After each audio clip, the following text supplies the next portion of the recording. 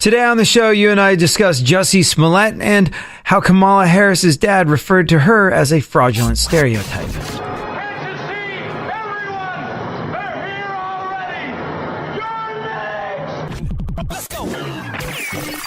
Welcome to the future, where the glass is half full and you'll need new glasses, where you'll be jumping from conclusions. The past is annulled, and a new future is born.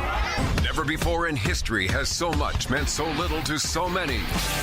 AD on the radio.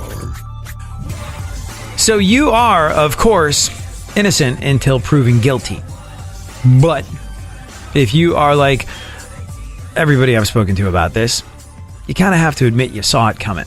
Empire actor Jussie Smollett was charged yesterday with filing a false report. And that's a felony charge.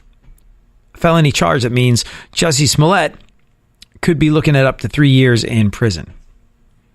Chicago police believe that he orchestrated the supposed hate crime in Chicago on January 29th. Jussie's lawyers say they will, quote, mount an aggressive defense. The two men who allegedly attacked Jussie, the two brothers, they say Jussie paid them to attack him and make it look like a hate crime. They're cooperating with police.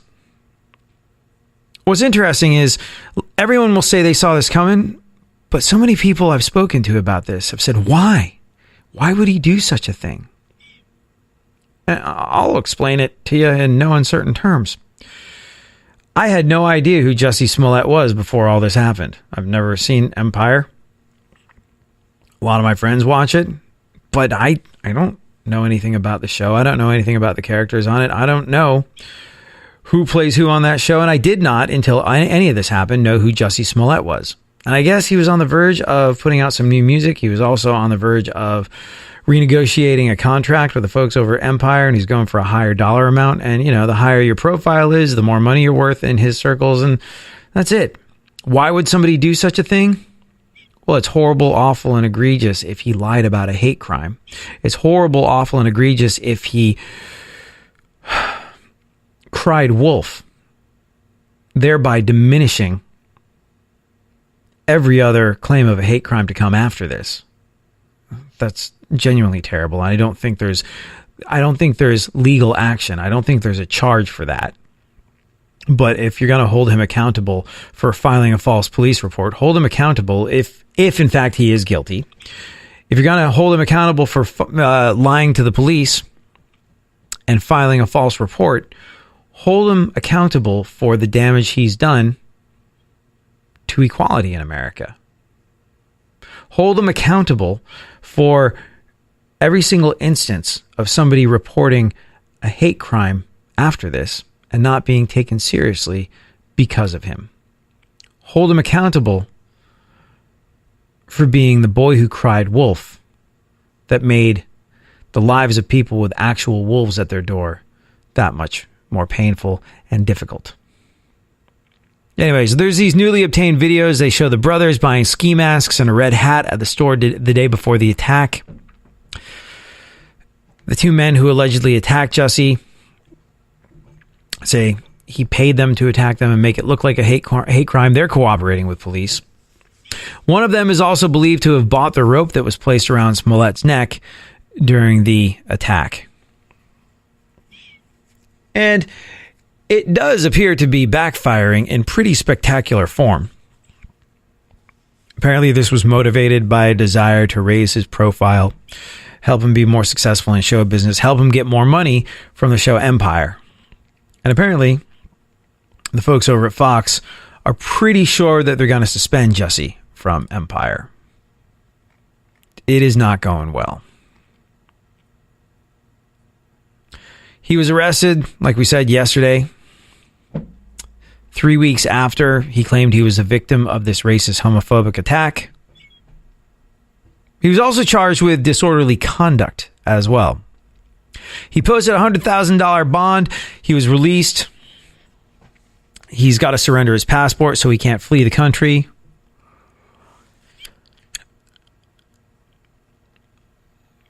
His next court appearance is supposed to be March 14th.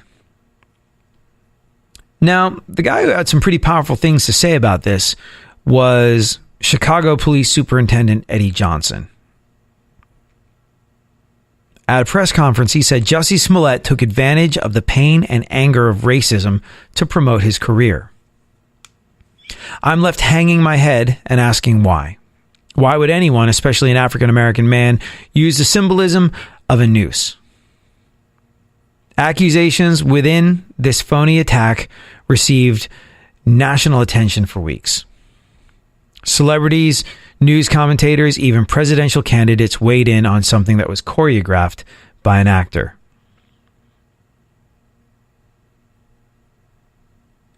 And he said something that I thought was incredibly powerful. He said, as I look out into the crowd, I just wish that the families of gun violence in this city got this much attention. And you know what? There was a little boy, a 1-year-old boy in Chicago who was shot in the head in what appears to be a targeted gang attack. His name was Dejon Irving. And this happened right after Jussie Smollett reported being attacked. Do you know Dejon Irving's name? No. Do you know Jussie Smollett's name? Yes, we all do. Chicago Tribune columnist John Cass wrote, I'm told that 24 detectives were assigned to the Smollett case. Can Chicago afford that? What with all the unsolved murders and shootings in this town? No. There were some 18 people killed in Chicago after Smollett began telling his story in late January. That story in which he cast himself as the hero about having to fight off pro-Trump racists. Even in Chicago, a city known for its unending violence and political corruption, assigning 24 detectives seems a bit overdone. Chicago has an abysmal homicide clearance rate of about 17%. Chicago's detective ranks have been decimated by attrition and idiotic, short-sighted political management. There aren't enough detectives. That's an issue in the mayoral campaign. Thousands of people have been murdered in Chicago over the past few years, and thousands more have been shot and survived. They're alive because of the wonders of trauma center technology and the brilliance of ER doctors and the hard work of Chicago Fire Department paramedics. Even so, the city is numb to physical violence on the street and numb to the emotional violence exerted by this political class. But 24 detectives for Smollett just doesn't seem right.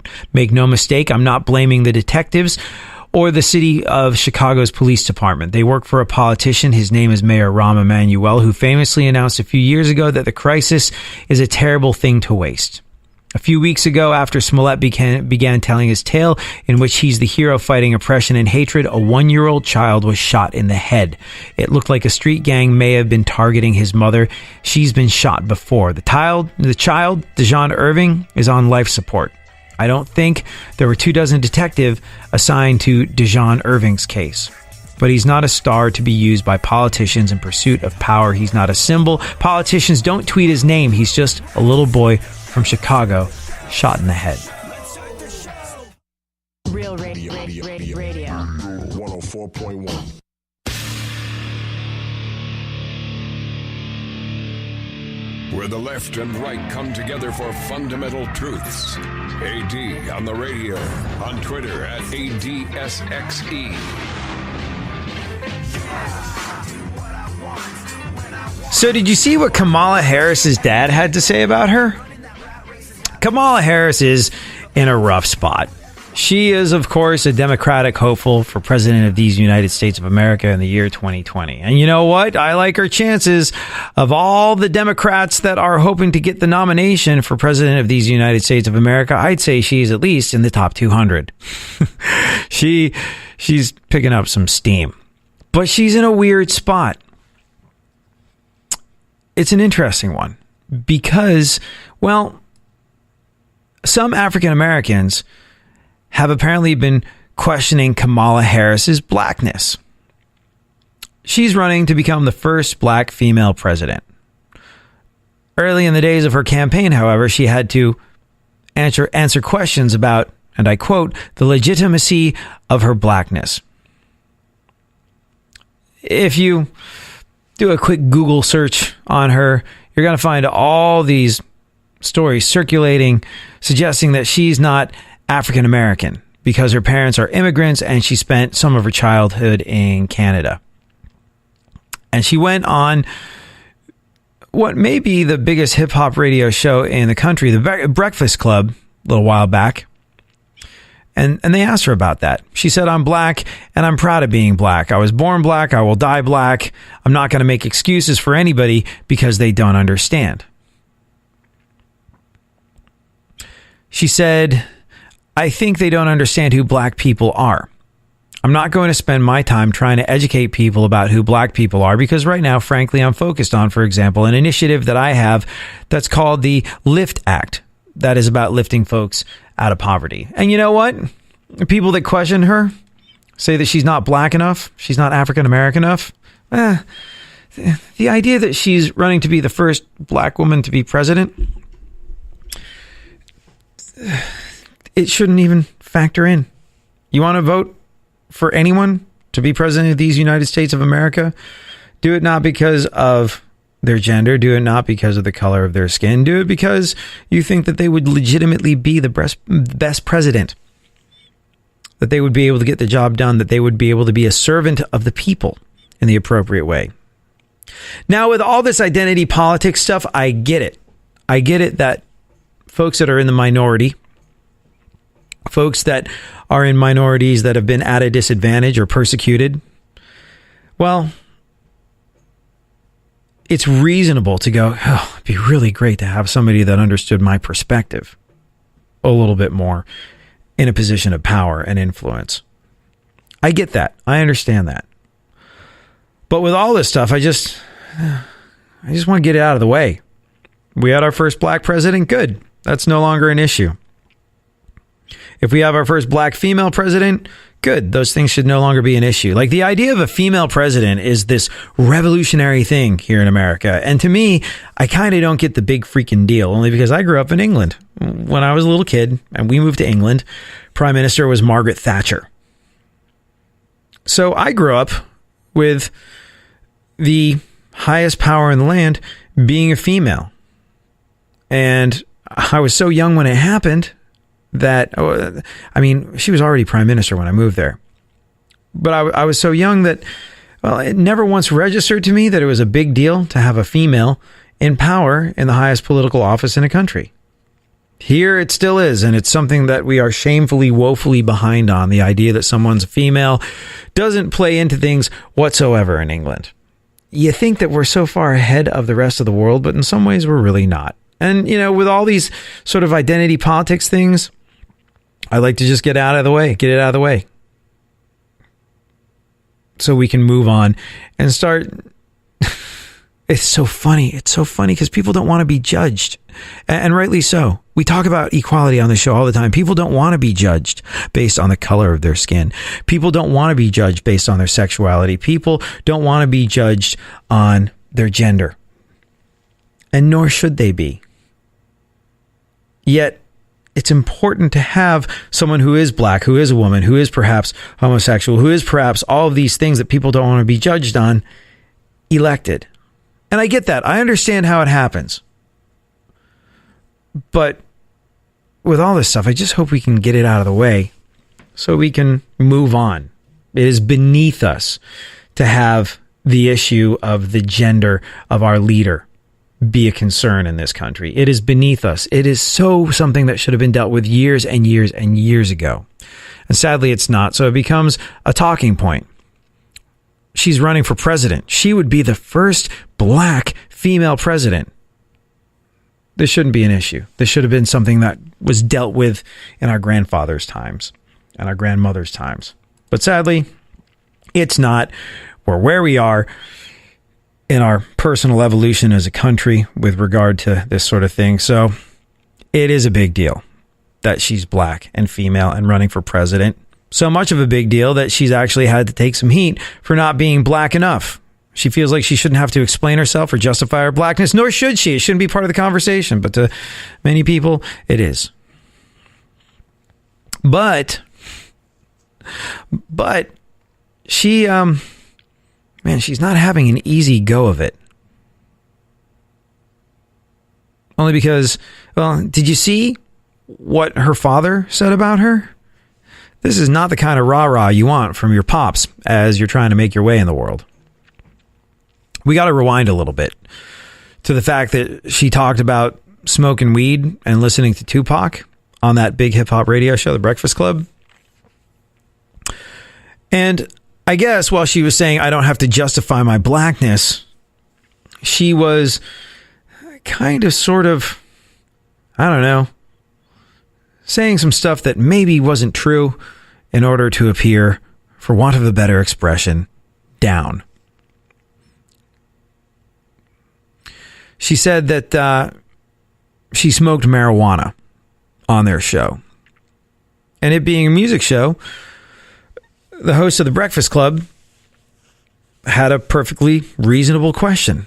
Said, what were you listening to when you were high? What was on? What song was on?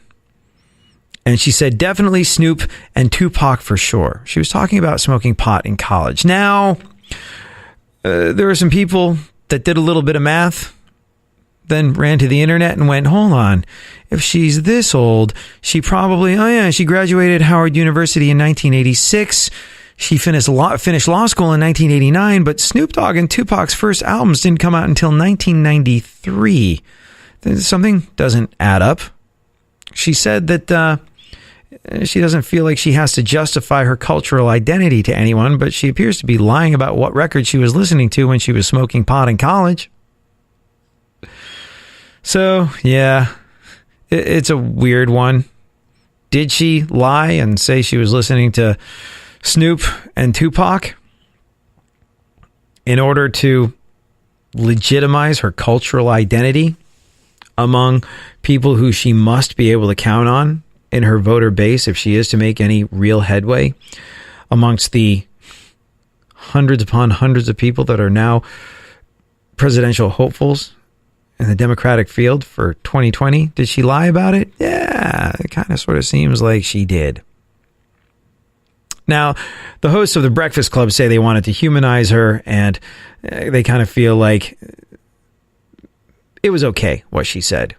That she sort of conflated her time in college, conflated smoking weed, and the records of Tupac and Snoop. And really all she was saying was that she was a fan of Tupac and Snoop Dogg.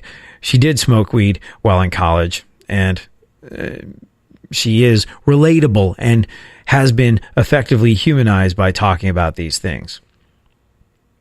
Well, like I said, she's in a rough spot because to her critics, she still remains not black enough. She's also been caught in a lie. And meanwhile, what her father had to say about her was, well, it wasn't nice. It wasn't supportive. And it probably echoes the concerns of many people who she purports to speak for. What exactly was said? We'll get into it next.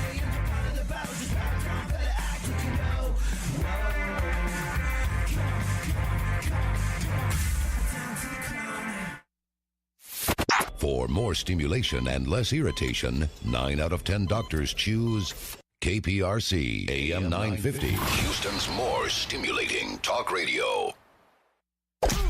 Don't get the blues, get all the news. We mean all of you guys out there in Radio Land. All aboard! He's back. AD on the radio. Give it up, yeah. Give it up, yeah. Bring this on, come on, come on. So Kamala Harris wants to be president. Kamala Harris wants to be the first black female president.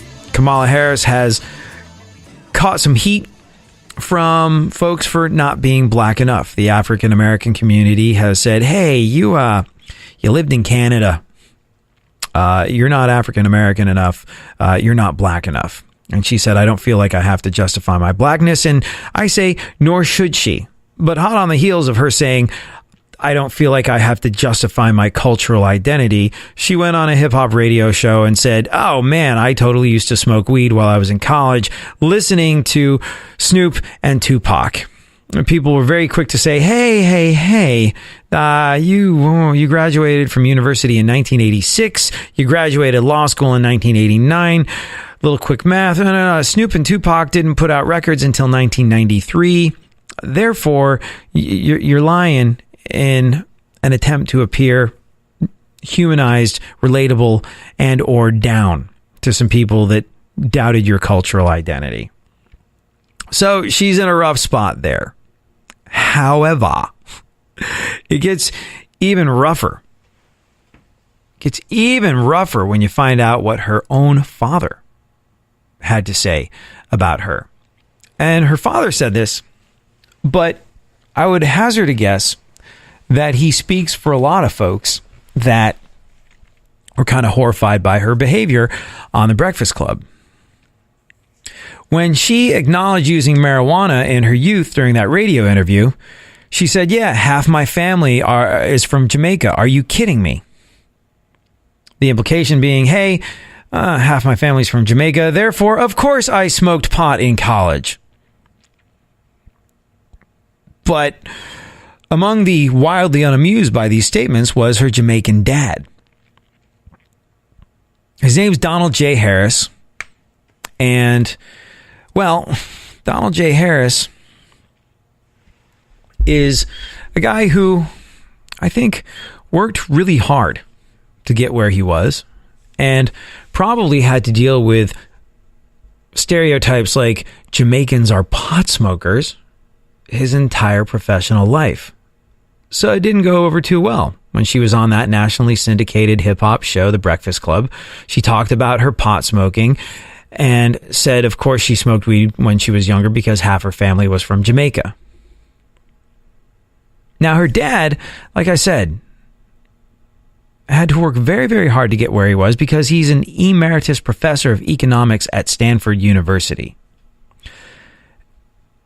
And, well, the way he bristled at her statements, you could imagine that he's had to face people's prejudices about him being from Jamaica his entire life. Donald J. Harris sent a statement to Jamaica Global Online seeking to, quote, categorically disassociate himself from the remarks of his daughter. And I wonder if he's going, oh man, you're trying to get elected and you basically called me a pot smoker on national syndicated radio. People listen when you say these things. You said half your family's from Jamaica, so of course you smoked weed. I'm that half of your family that's from Jamaica. I'm an economics professor at Stanford. What the hell did you just do? I mean, I paraphrase, of course, but that was the general tone. He said, quote, my dear departed grandmothers, whose extraordinary legacy I described in a recent essay on this website, as well as my deceased parents, must be turning in their grave right now to see their family's name, reputation, and proud Jamaican identity being connected in any way, jokingly or not, with the fraudulent stereotype of a pot-smoking joy seeker in the pursuit of identity politics. Ouch. He said, speaking for myself and my immediate Jamaican family, we wish to categorically disassociate ourselves from this travesty. Kamala Harris's presidential campaign did not immediately respond. Kamala Harris, when it comes to smoking pot, says, well, she defended the idea of recreational marijuana. She said it gives people a lot of joy and we need more joy in the world. But there you have it. I mean, the whole thing is just a mess. I don't have a dog in the fight. You and I have talked about this numerous times on the show. I feel it necessary to repeat myself just because every once in a while we have new listeners every single day. And for that reason, I think it's important to clarify that this is not a show where we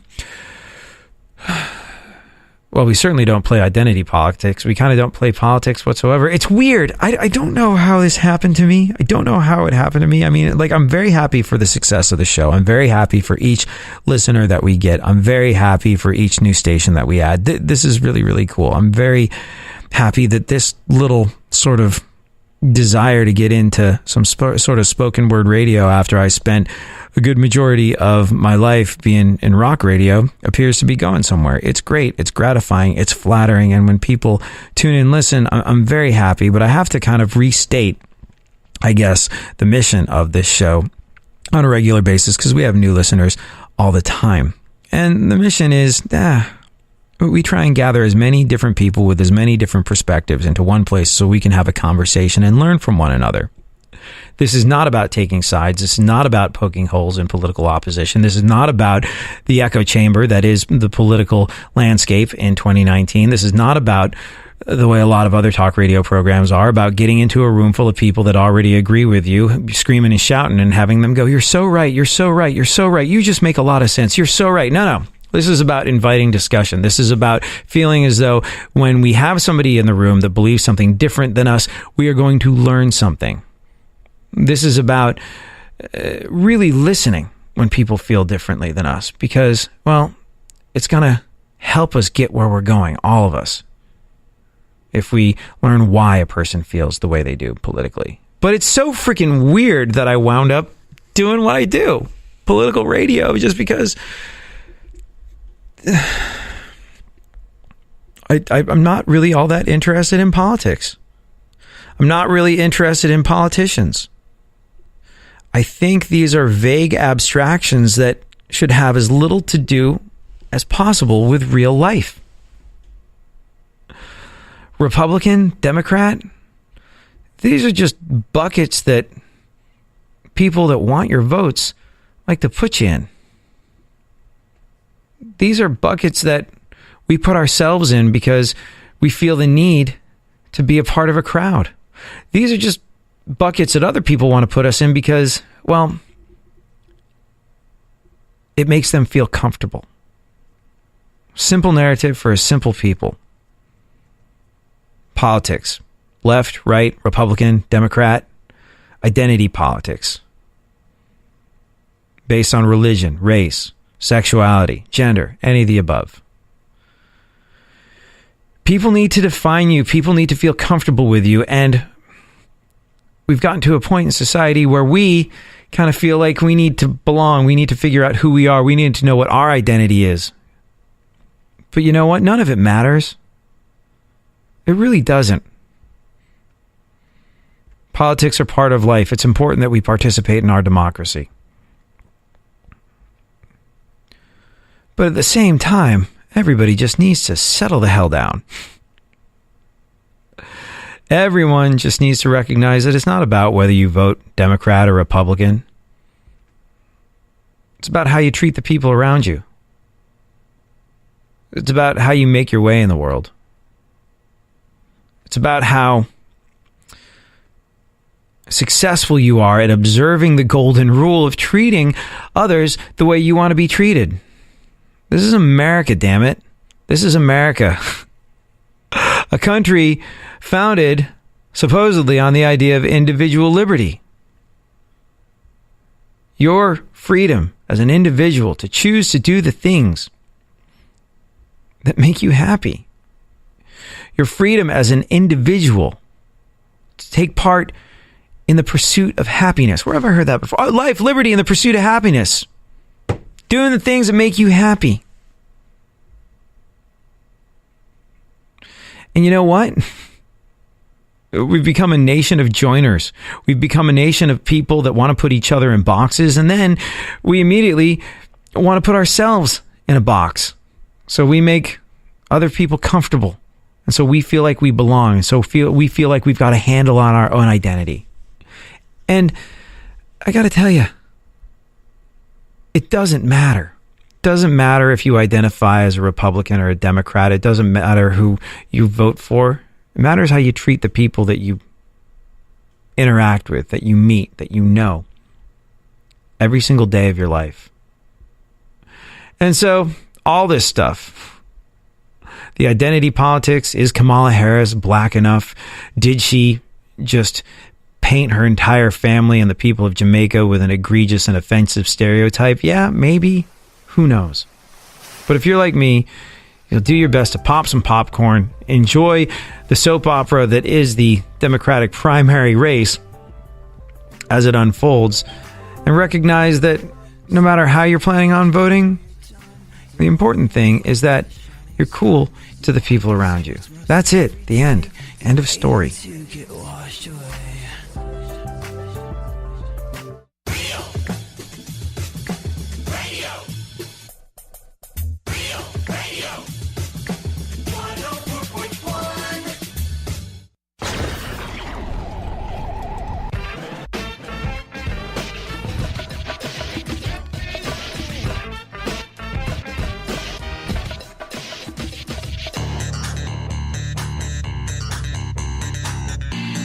Now, more AD on the radio.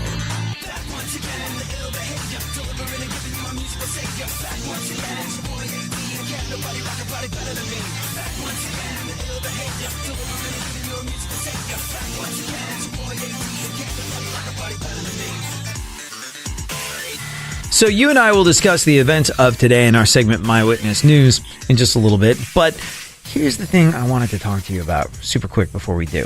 Millennials. I know. I say millennials, and right away people are like, ugh. I could never really figure out if I'm a millennial. I think I'm right on that cusp. I'm halfway between Gen X and millennial. And, well, I don't know. I certainly identify a little bit more with the Gen X generation because, well, here's one thing I've noticed about Gen Xers. We were supposed to be this generation of slackers, but we've wound up working incredibly hard. The vast majority of people that I know that fall into that Gen X generation who are supposedly slackers, the way millennials apparently want it all now and don't want to work for it. We were tarred with a similar brush back in the day. But if there's one thing that Gen Xers seem to have in common is that to live, to work,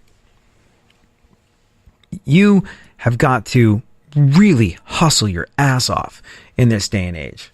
Our parents, boomers and whatnot, man, they had options of early retirement. They had pensions. They went to college. They got a degree. That degree got them a job that managed to buy them a house. And they didn't work the number of hours that we do. And they got things like overtime pay on a regular basis.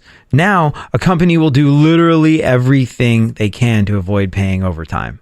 Company will have like 800 part-time schlubs just so they can offload what would have been overtime hours onto them. It's just part of how the world is working at this stage in the game. And Gen Xers are accused of not caring. Whatever, I'm Gen X, just let it burn. I don't care. And you know, I kind of understand how that apathy happens. Gen Xers, most of us that I know have had to work incredibly hard. And sure, we're doing all right. We're getting by. But at the expense of having a life, we're just on this treadmill of constantly producing for some company that doesn't give a crap about us, that does everything they can to let us know that we are expendable. And we might have money, but we don't have time. We talk a lot on this show about the luxury of travel and how getting out there and experiencing life, people, things that are different from you is so vital to the survival of us as a species. To encounter and engage with things that we are not is so important. And none of us can afford to do that. Travel has become a luxury, not because we don't have the money to do it, but because we don't have the time to do it. We don't take vacation days. We don't take sick days. We don't get overtime. We are working ourselves to the bone. And at the end of it, what do we really have to show for it? Maybe I'm projecting a little bit here, but what do we really have to show for it? Not a whole hell of a lot that I can see. We're paying into a social security system that isn't going to support us in our old age. And we're just on this never-ending treadmill of producing and producing. And who could kind of freaking blame millennials for looking at this going, I don't want to do that. I don't want to have a life that's completely devoid of joy and the things that I want to do in it. And I don't want to work myself to the bone and have nothing to show for it. Oh, what's this you say? I can become instantly famous and successful off of YouTube, and it's being done over and over again. People can make money off of recording what they do for fun on Instagram and YouTube and Twitter and Vine and all these things. That seems like something I'm more interested in, as opposed to what mom and dad have been doing, going to some place and working for the man, when the man doesn't appreciate them and the man isn't rewarding them appropriately. If millennials are looking at Gen X and going, I don't want to do that, based on the conversations I have with a lot of Gen Xers, I could sort of understand why. So millennials get a rough way to go. But I also understand their perspective of looking at the generation that came before them and going, that doesn't seem right. I'm going to try something different. I want it all. I want it now. And gosh darn it, I want to be joyful in life. There's this criticism that gets leveled at millennials over and over again. You know, life isn't all about getting what you want when you want it. Yeah, but sometimes people get things they want. I've seen it happen. And I think there's a way. I'm seeing a new business model emerge where I can be an entrepreneur. I can work for myself. I can have my own business. I don't have to go work for somebody else. And I could be successful and be happy and do things that I enjoy. I've seen it. It's out there. I want that. I'm going to have a go at that. And the smart, determined ones are going to figure this out and possibly make it happen. And they're getting run down for it. I don't understand. And it was summed up perfectly by Nick Griffin, who did a brilliant bit on being told that your generation, whatever your generation is, doesn't work as hard as the previous one. My uncle says I need to work harder. That's the answer. He says, I want you to just work harder. That's old people's favorite thing to talk about, how people younger than them don't work hard. You don't work hard. Your generation has no work ethic. I worked harder than you. Okay. I can beat you at Xbox. Yeah. Two things that don't matter. I think old people did work harder than us. You know why? Because there wasn't anything else to do back then. They used to fly kites.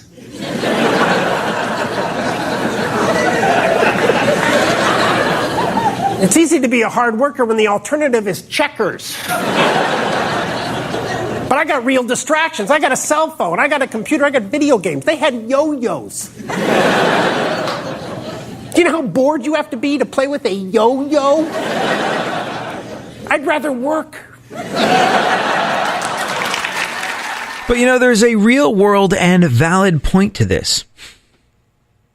If you, when you were thinking about what you wanted to do when you were entering the workforce, were given option A of going and getting a degree out of college, amassing student loans that would take some time to pay off, so you could go get a job working for someone else and make your living that way. If that was option A, and option B was you could make videos of you unboxing things, unwrapping a cell phone on the internet, and then talking about whether or not you like the cell phone. Or you could make videos about concerts, or your feelings, or the type of candy you like to eat, or weird conspiracy theories, things that you find fun, and that you would just make money doing these things. Would you take the college route and the working for the man route, or would you roll the dice on turning something that you find fun, funny, amusing, or something that you're passionate about into your own business? I'm not saying millennials are right about everything. I'm not saying we're wrong about everything. I'm just saying that if you look at where we are and what we do with our lives every single day, who could blame them for taking stock of how things are going for folks in their 30s and 40s and going, I don't know if I want to do that.